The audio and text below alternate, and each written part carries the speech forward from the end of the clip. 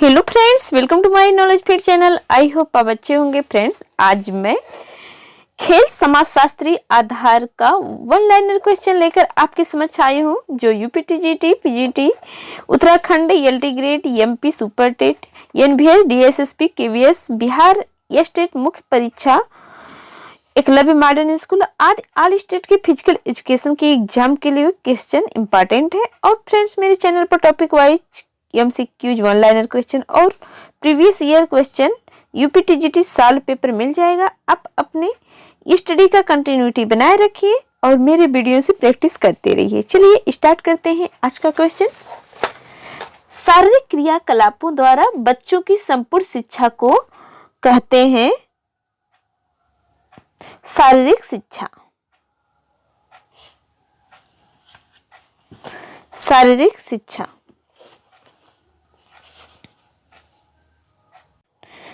किस देश में शारीरिक शिक्षा पर पुराने समय से ही अधिक बल दिया गया है? किस देश में शारीरिक शिक्षा पर पुराने समय से ही अधिक बल दिया गया है? तो किस पर? यूनान पर।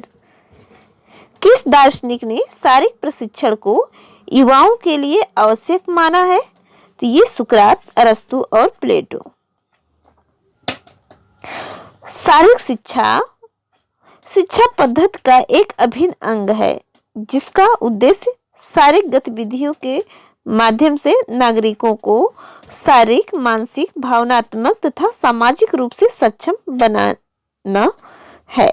यह परिभाषा किसने दी है? तो ये चार्ल्स ए बूचर की है। शारीरिक शिक्षा पद्धति का एक अभिन्न अंग है, जिसका उद्देश्य शारीरिक गतिविधियों के माध्यम से नागरिकों को शारीरिक, मानसिक, भावनात्मक तथा सामाजिक रूप से सक्षम बनाना है। यह परिभाषा चार्ल्स ए बूचर की है। नेक्स्ट क्वेश्चन, किसने कहा है शारीरिक क्रियाओं पर केंद्रित अनुभवों द्वारा जो परिवर्तन मानव में आते हैं वे ही शारीरिक शिक्षा कहलाता है? तो ये रोजालिंड कैसिडी ने कहा है। रोजालिंड कैसिडी ने। किसने कहा है शारीरिक शिक्षा के विस्तृत क्षेत्र का वह अंग है जो मांसपेशियों से होने वाली बड़ी क्रियाओं तथा उनमें संबंधित प्रक्रियाओं से संबंध रखता है? तो ये जेबी नैश है। किसने कहा है शारीरिक शिक्षा के विस्तृत क्षेत्र का वह अंग है जो मांसपेशियों से होने वाली बड़ी क्रियाओं तथा उनसे संबंधित प्रक्रियाओं से संबंध रखता है? तो ये जेबी नैश ने कहा है।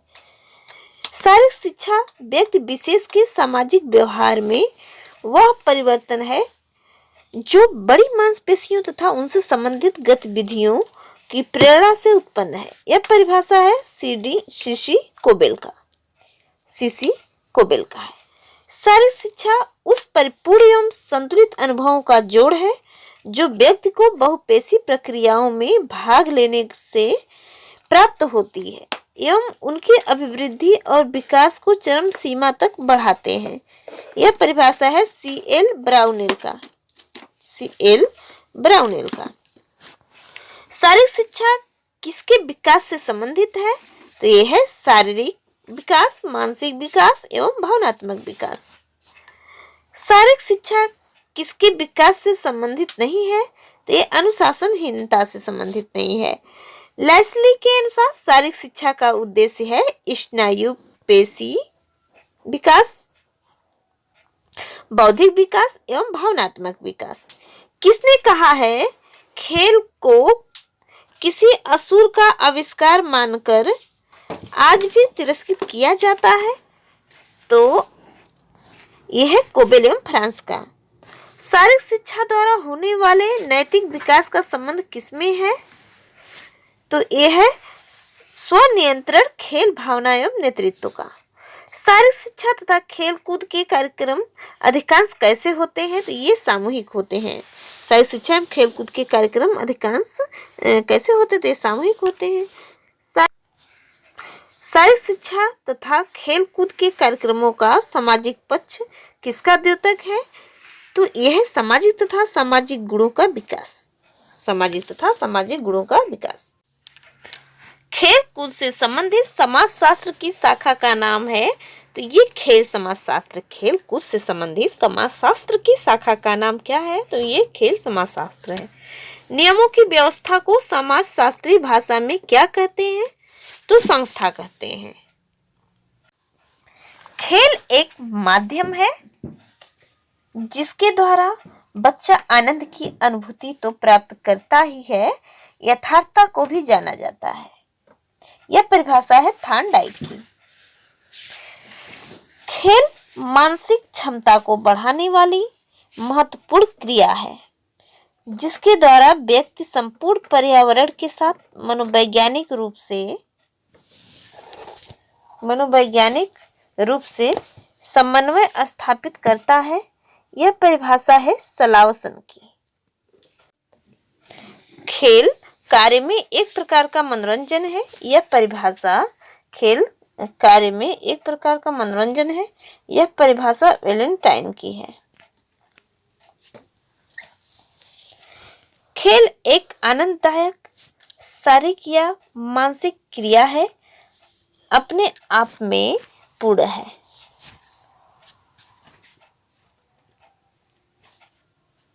तथा जिसका कोई अव्यक्त लक्ष्य नहीं होता। यह परिभाषा दी है रसेल ने। खेल एक आनंददायक शारीरिक या मानसिक क्रिया है, अपने आप में पूर्ण है तथा जिसका कोई अव्यक्त लक्ष्य नहीं होता। यह परिभाषा दी है तो ये रसेल ने दी है। खेल ऐसी क्रिया है जो आनंद प्राप्ति के लिए की जाती है और जिसके अंतिम परिणाम पर कोई विचार नहीं किया जाता है। यह परिभाषा है हरलाक की। यह परिभाषा है हरलाक की। खेल वह क्रिया है जिसमें एक व्यक्ति का उस समय व्यक्त होता है जब वह उस कार्य को करने के लिए स्वतंत्र होता है जिस कार्य को वह करना चाहता है। यह परिभाषा है क्रोयम क्रो की। खेल वह क्रिया है जिसके एक व्यक्ति उस समय व्यस्त होता है जब वह उस कार्य को करने के लिए स्वतंत्र होता है जिस कार्य को वह करना चाहता है। यह परिभाषा है क्रोयम क्रो की। खेल पर आधारित किंडरगार्टन शिक्षा पद्धति का आविष्कार किया था तो ये फ्रोबेल ने किया था। खेल के अतिरिक्त शक्ति सिद्धांत के प्रतिपादक हैं सीलर और हर्बर्ट स्पेंसर। खेल के अतिरिक्त शक्ति सिद्धांत के प्रतिपादक हैं सीलर और हर्बर्ट स्पेंसर। खेल के मनोरंजन सिद्धांत के प्रतिपादक हैं लॉर्ड जेम्स एंड पैट्रिक हैं। खेल के पुनरावृत्ति का प्रतिपादक हैं, खेल के पुनरावृत्ति सिद्धांत के प्रतिपादक हैं तो ये जी स्टैनली हॉल हैं। खेल के पूर्वानुमान सिद्धांत के प्रतिपादक हैं तो ये कार्ल ग्रूस हैं। खेल के पूर्वानुमान सिद्धांत के प्रतिपादक कौन है? तो ये कार्ल ग्रूस है। खेल का वह कौन सा सिद्धांत है जिसके अनुसार बच्चे खेल के द्वारा तनाव व द्वंद्व को दूर करने के लिए तथा संवेगों के कारण उत्पन्न अधिक शक्ति को व्यय करने के लिए खेल खेलते हैं? रेचक सिद्धांत। खेल का वह कौन सा सिद्धांत है जिसके अनुसार बच्चे अपनी अतिरिक्त इच्छाओं की पूर्ति हेतु खेल खेलते हैं? क्षतिपूर्ति सिद्धांत। खेल का वह कौन सा सिद्धांत है जिसके अनुसार बच्चे अपने भावी जीवन की तैयारी हेतु खेल खेलते हैं? तो ये पूर्वानुमान सिद्धांत है। कार्य में व्यक्ति को दूसरे की इच्छा पर आश्रित रहना पड़ता है जबकि खेल में वह स्वयं अपनी इच्छा पर आश्रित होता है। यह रास ने कहा है। क्या कहा है रास ने? कार्य में व्यक्ति को दूसरे की इच्छा पर आश्रित रहना पड़ता है जबकि खेल में वह स्वयं अपनी इच्छा पर आश्रित होता है। तो यह रास का है। सर्वप्रथम सर्वाधिक खेलों का विकास किस देश में हुआ? तो यह यूनान में हुआ। खेलों का स्वर्ण युग किस देश से संबंधित है? तो यूनान है। खेल का स्वर्ण युग किस देश से संबंधित है? तो यूनान।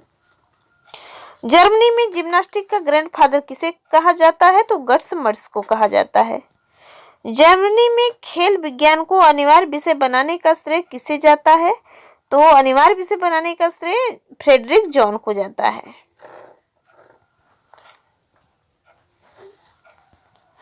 सिंधु घाटी सभ्यता में क्या लोकप्रिय था? तो नृत्य, तैराकी एवं मुक्केबाजी था। नृत्य, तैराकी एवं सिंधु घाटी सभ्यता में क्या लोकप्रिय था? तो नृत्य, तैराकी एवं मुक्केबाजी था। भारत में किस युग में व्यायाम के साथ योग का अभ्यास को एक धार्मिक कर्तव्य समझा जाता था? तो ये वैदिक काल है, वैदिक काल। राष्ट्रीय एकता की धारा की प्रकृति कैसी है? तो ये धीमी प्रक्रिया है, धीमी प्रक्रिया, निरंतर चलने वाली प्रक्रिया। IOA का फुल फॉर्म है तो इंडियन ओलंपिक एसोसिएशन। IOA कब बना? सन 1927 ईस्वी में बना। IOA के बनने में अहम भूमिका किसकी थी? तो doctor AG Nohare and mister SC बक थे। IOA के प्रथम अध्यक्ष कौन थे? तो ये दोराबजी टाटा थे। मनोरंजन शब्द किस भाषा के दो शब्दों का योग है? तो लैटिन भाषा का है। स्वेच्छा से भाग लेना, शारीरिक व मानसिक तनाव में कमी एवं किसी प्रकार की तैयारी व प्रशिक्षण की आवश्यकता नहीं होती। यह किसकी विशेषताएं हैं? तो मनोरंजन की है। खेल एक स्वैच्छिक और आत्म केंद्रित क्रिया है, यह कथन है स्टर्न की। स्वाभाविक क्रिया, शारीरिक मानसिक क्रिया एवं आंतरिक लक्ष्य नहीं होता। ये विशेषताएं किसकी है? तो ये खेल का है। शारीरिक शिक्षा एवं खेल कूद में शारीरिक, सामाजिक और मानसिक विकास, संज्ञानात्मक विकास एवं अतिरिक्त ऊर्जा का सदुपयोग, ये महत्व है मनोरंजन के हैं। शारीरिक शिक्षा एवं खेल कूद में शारीरिक, सामाजिक और मानसिक विकास, संज्ञानात्मक विकास एवं अतिरिक्त ऊर्जा का विकास, अतिरिक्त ऊर्जा का सदुपयोग में ये महत्व है। तो ये मनोरंजन के। आज इतना ही, फिर मिलती हूँ नेक्स्ट वीडियो में इसी टॉपिक के आगे का लेकर के। फ्रेंड्स, कल मैं HBPM यानी कि इसका मैं श्री हनुमान व्यायाम प्रसारण मंडल बोलना था, तो मैं मंत्रालय बोल दी थी, तो सॉरी इसके लिए। इसका HBPM का होता है श्री हनुमान व्यायाम प्रसारण मंडल। ये अमरावती में है। वैद ब्रदर्स ने इसको किया था, तो ये 1914 में उन्होंने प्रारंभ किया था। आज इतना ही, फिर मिलती हूँ नेक्स्ट वीडियो में नेक्स्ट टॉपिक के साथ। तब तक के लिए जय हिंद फ्रेंड्स।